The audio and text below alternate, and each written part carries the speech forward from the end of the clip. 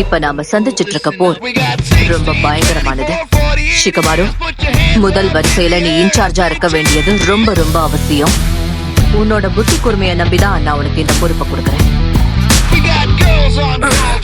Shikamaru, நீ எதை பத்தியும் கவலைப்படாத, எல்லாத்தையும் நான் பாத்துக்கிறேன். ஆனா ஏன்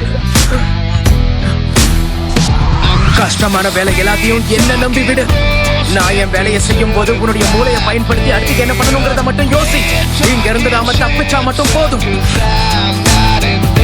ஓகே, இத வரிசையா யோசிப்போம். போர்ட்ல இருந்து கிளம்பினதுக்கு அப்புறம் என்ன ஆச்சு? கொடூரமா கொல்லுவண்டா. சாவு என் கையில தான். நீ பிரமாதமா செயல்படுற ஷிகமாரு.